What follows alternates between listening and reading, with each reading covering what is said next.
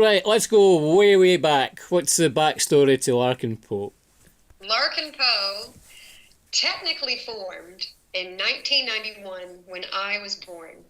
It is fascinating because from a very young age, from 3, 4, 5, Megan and I were always referred to by our friends and family as the girls. We were always a package deal, very close in age, started projecting together very young. We grew up very rural in northern Georgia. We were born in Tennessee, but our folks raised us in Georgia on about 70 acres of processed land. So we had free range. We had a very Huck Finn upbringing, and Megan and I would roam around and build forts together and scheme together. And it was always fated in the stars, I think, that we would work together. Everyone always says don't mix family and work or whatever, but we've never subscribed to that belief.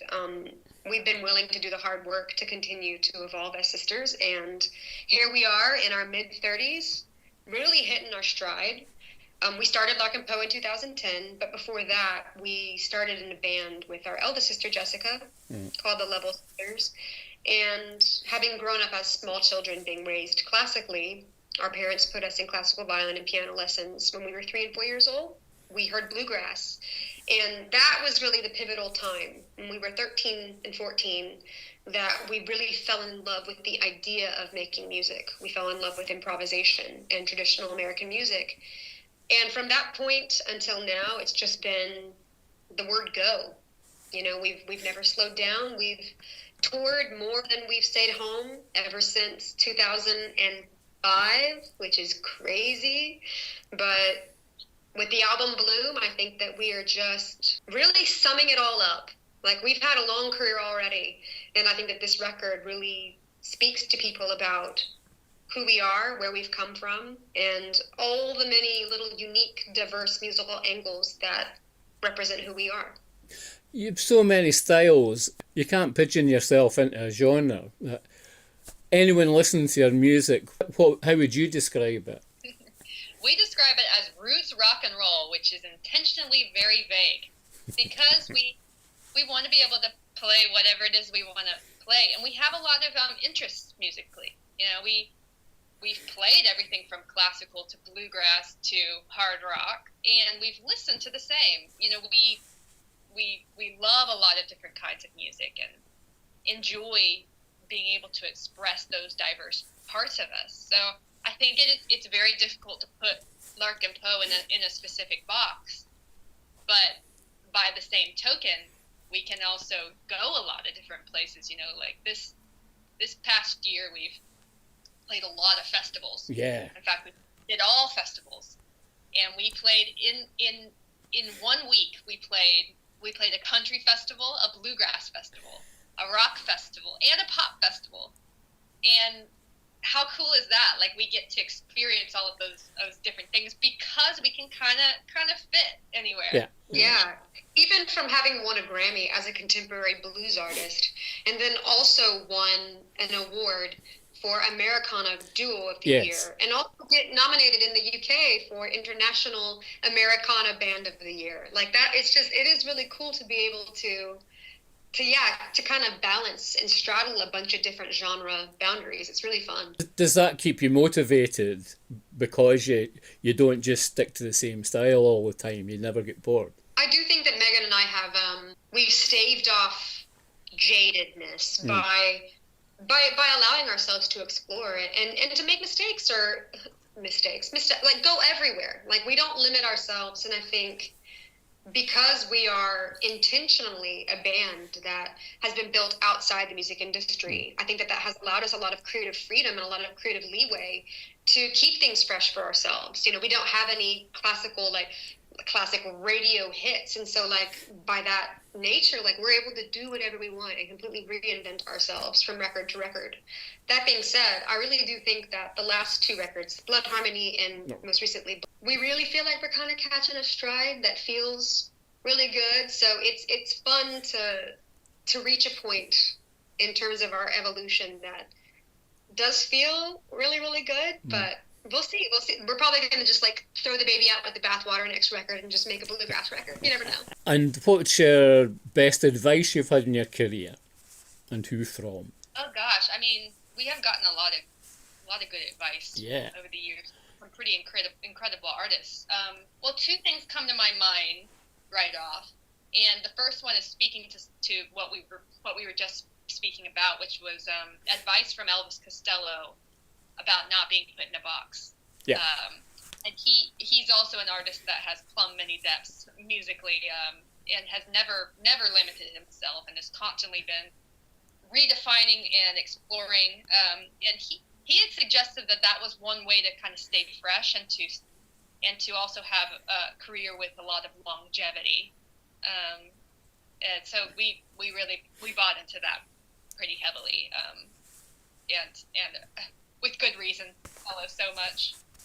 And then another was going on tour with Keith Urban, and it was the first time that we really toured in arenas and performed in front of really, really large audiences. And he was sharing a bit about how he approaches the stage in those situations, which was to perform to the back row. So you have to be big enough to be able to connect with those people. So your movements and your persona and the way that you speak needs to project outward to reach every person in the room. And that was also really, really helpful, especially because the following year we ended up going on some pretty big tours and selling out a lot of the venues that we were performing. And I think that having that perspective on board helped in that situation where we were having these, a lot larger audiences than we were accustomed to before. And on that, I mean, what's your preference? I mean, large arenas or small, intimate? There's a perfect balance. There's a big enough room where we can really jam some people in, and there's like sort of the collective shared energy that like reaches a fever pitch. But it can get too big. Even on our upcoming European tour, we're playing some really big rooms. And I'm not nervous, but it will be a bit of a different experience because the rooms are very large. We played Roundhouse in London on our last headline show, and it was such a big room that it does require you to sort of approach the show in a little bit of a different way. But that's kind of the beauty of what we do is I think we are allowed a really unique experience of playing a bunch of different types of venues that allows us to really keep it fresh in that way. And I think we have aspirations of continuing to kind of throw our audiences curveballs in the ways in which we tour. Megan and I, we love playing together acoustically as a duo, and people can see a lot of that online with our YouTube cover series, where it's me predominantly on acoustic guitar and Megan on lap steel or dobro. And we would love to do a very intimate theater tour with a presentation like that. But right now, we are rowdy rock and roll, and so we're happy to have people in like a kind of a heaving rock club and get it going. Yeah. And have you any heroes, any influences? Who's your influence? Your best influence? Historically, I've always shouted out a lot of dudes. And still, my number one for me personally would have to be Chris Whitley. He's a massively underrated blues artist from Houston, Texas. So I love his music. But with this last album, I have to say, I think Bonnie Raitt, Joan Jett, Sheryl Crow, Linda Ronstadt, Mavis Staples, some of these ladies were real touchstones for me in a way that they have not been in the past. I think particularly because we were seeking a bit of a renaissance with our lyrical perspective. So Megan and I came together and with a very fine-toothed comb checked each lyric of every song, for the most part, to make sure that it was very, very true. And I think that the female artists I mentioned, that's like their wheelhouse, is they are unabashed, unashamed, unafraid to tell people how it really is, for them. So that's something that I think was a big one for me. Megan, how about you? Oh, I mean, I totally agree with that. We had some different perspectives maybe with this record, and inspiration is always shifting and changing.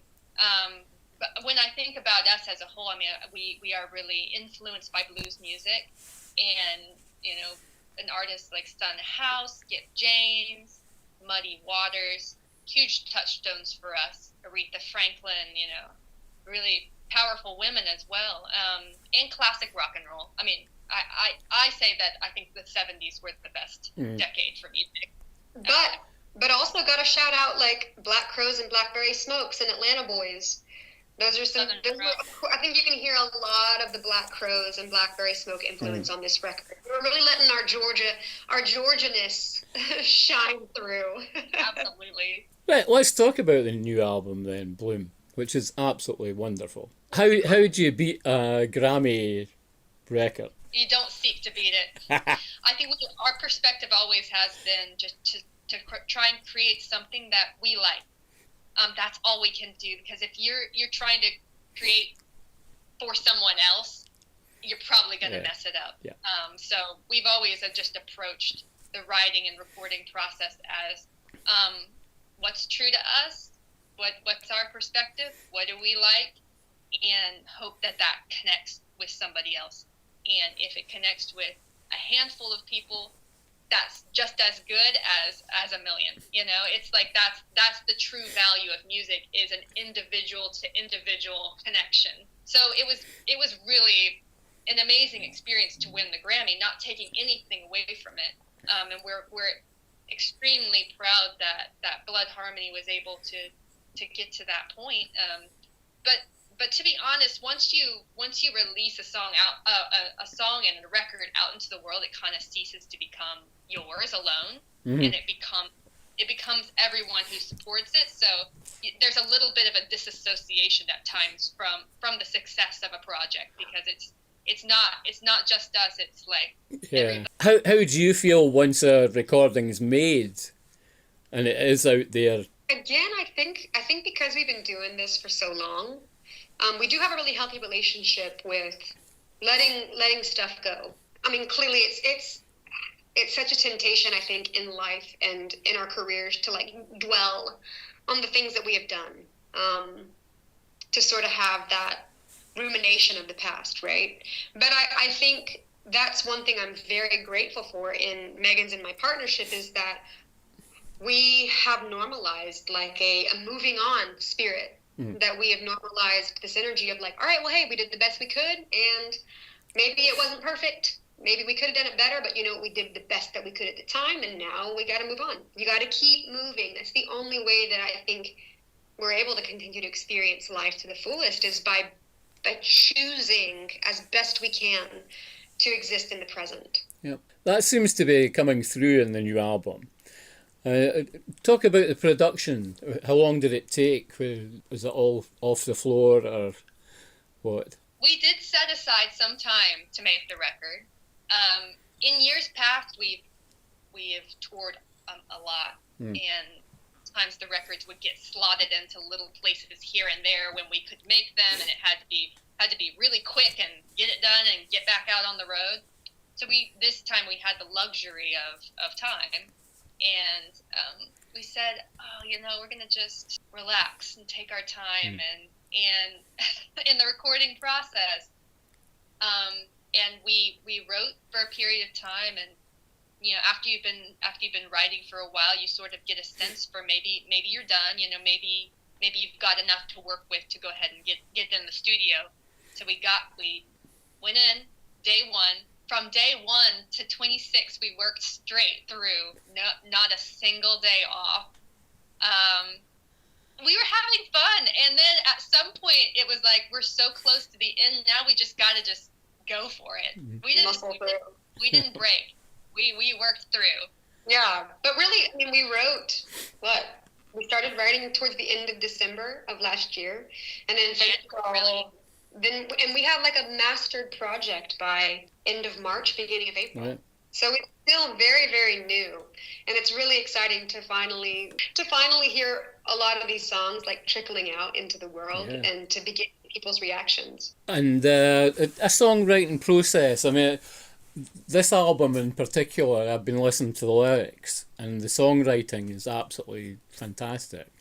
Where do your songs come from? Is it do you go on the melody or a riff, or what are your kind of thoughts about when you put pen to paper? Yeah. Previously, Megan and I have always struggled to co-write together. And I think that that's mostly a function of sibling rivalry of a sort, because I think, and Megan, you have described this really well in the past, you have to be willing to look pretty stupid when you're writing.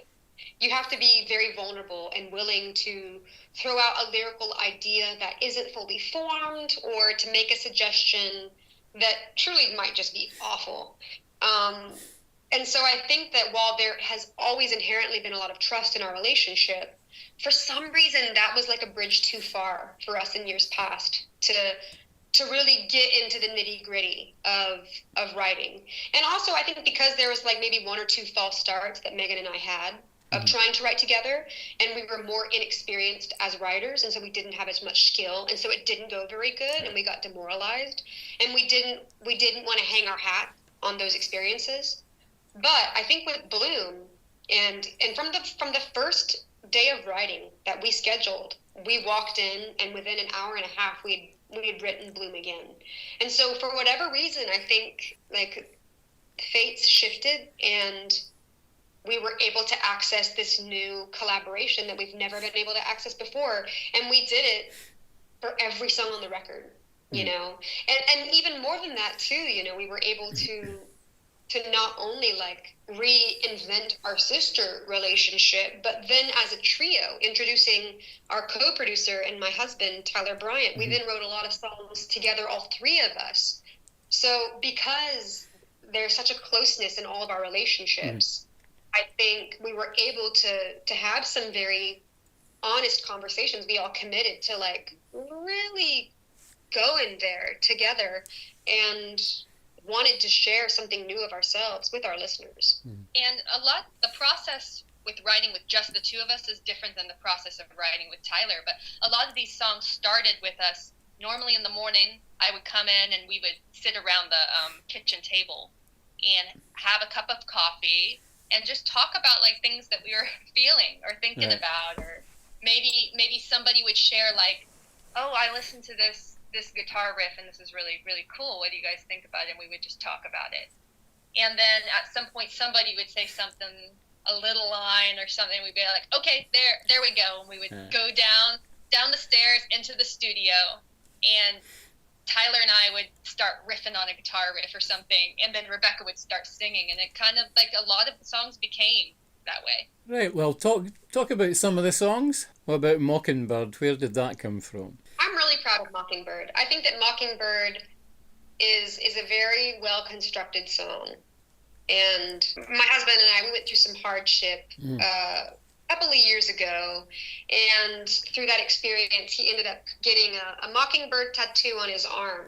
And some fun factoids about mockingbirds, you know, they're very fiercely protective of their nests. And the other thing that is really remarkable about mockingbirds is they're able to copy and memorize like up to 100, I think, other bird songs. That they are little copycats. They can sing other. Yeah, double. Are you going to fact check that, Megan? I am. It's like a crazy amount of bird songs that they can steal and plagiarize other birds. Little shits. Anyway, when they are really happy and at peace and safe, that's when they sing their own song. So there was something very poignant about that fact. Hundreds of songs. Yeah. What? Hundreds of songs. Incredible. Like, how do the birds remember the distinct bird songs? Anyway, so from that premise, it just felt like a very natural evolution of fleshing out that song, particularly because, you know, Megan and I, for instance, we're fairly well known online for having a cover video series. So there's like a very clear analogous line between, you know, doing a cover and being courageous and singing your own song and really letting people see you for who you are. So I'm very proud of Mockingbird, and I do think that that's one of my favorites on the record. I think so. One of my favourites is Bloom Again. I think it's just, your harmonies there are just beautiful, really beautiful. That's one of my favorites too, and was the first song that we wrote and came really easily. And that idea, the idea for that song came from Mike Campbell of the Heartbreakers. Right. He came out to one of our shows in Los Angeles. He and Steve Ferroni came and jammed with us, which just separately, that was an amazing experience to be able to play Running Down a Dream with those guys. Yeah. Oh, never forget that. Yeah. But he came after the show and made a suggestion that we have a sibling harmony moment.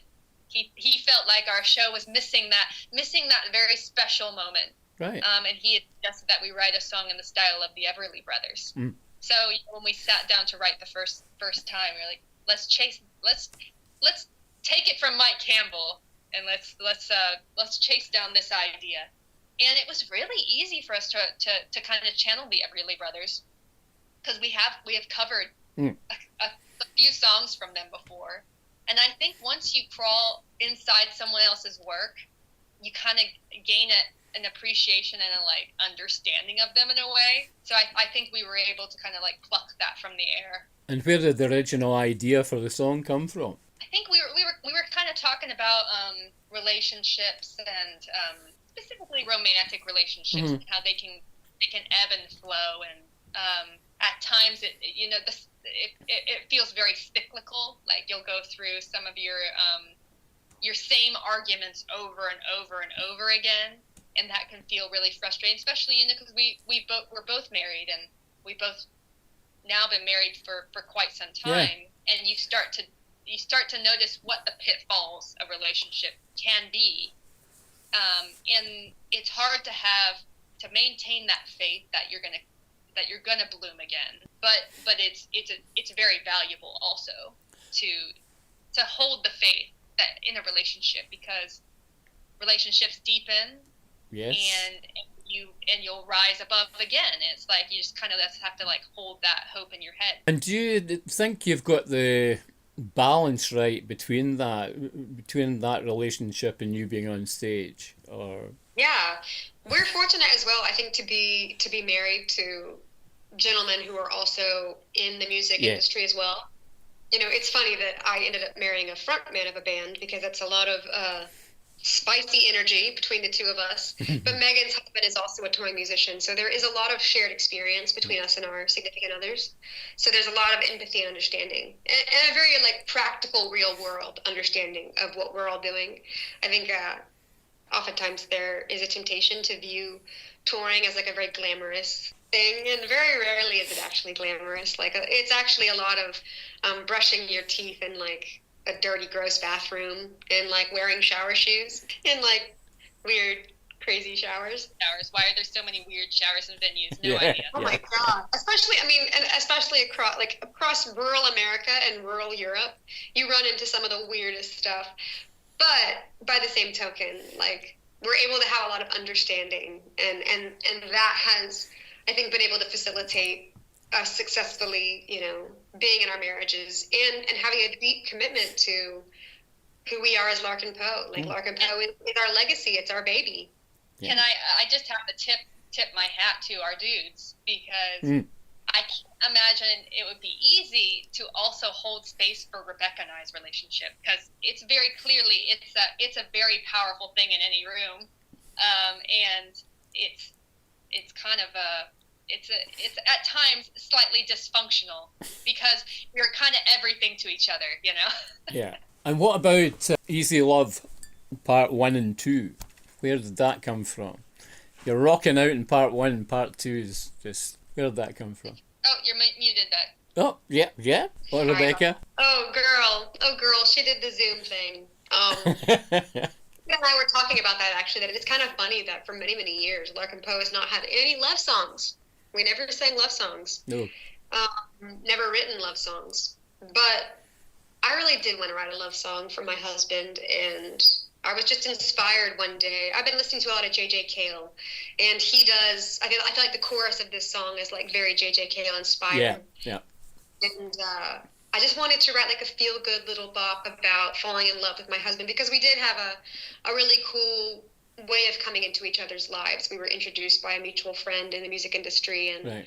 the first time I ever became aware of Tyler was through his music, and actually literally seeing his picture on the cover of a magazine and being given one of his albums. And so I just thought, I wanted to honor the beginnings of our relationship with that song, and Megan, helped write the middle section of the song, which really helps it sing. Like, there's sort of this Cream-esque 70s rock and roll, like trippy instrumental middle section. So it's just like a bop, a unique little bop. But when we were recording that song, we recorded Bloom, as with the last 3 or 4-ish records that we've made. We recorded it in our home studio. Right. And so the home studio is the lower basement B unit of a duplex that Tyler and I own.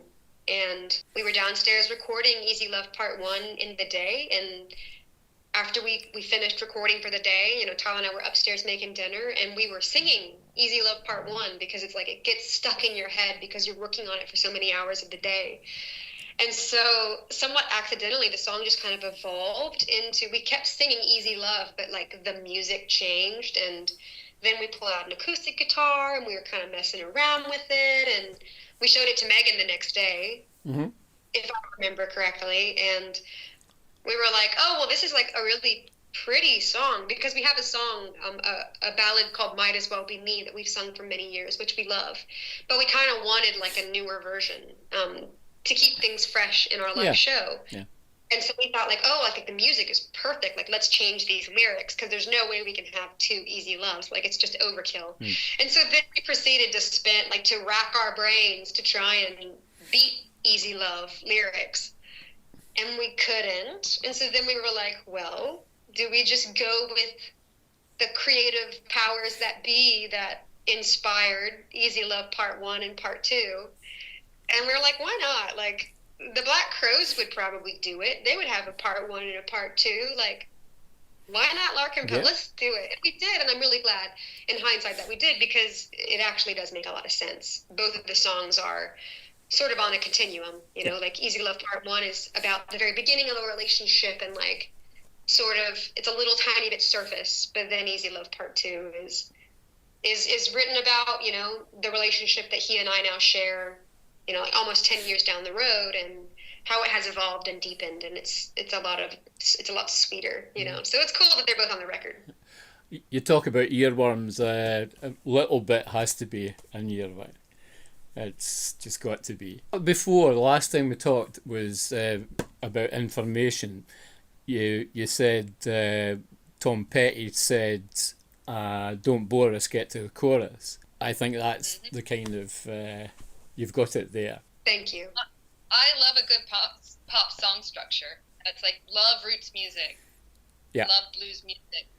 Also love the way that pop songs really get under your skin, and you can kind of start singing them immediately, But I do love Little Bit, and I think that the way that it's struck, I'm very proud of like the structure of that song. I know it's weird to talk about songs with structure, but no, I think it's very well constructed. Yeah, and it's cool too, because that song actually started as a dream that Tyler Bryant had. That he woke up one morning and he said, I want to write a song about a little bit, just a little bit. And he kept saying it over and over. And so then he and I went into the kitchen, and we got a lot of the song written, but the chorus was very different than how it now appears on the record as Tyler wrote it. So I took Little Bit to Megan. I said, Megan, we got to Larkin Poeify this.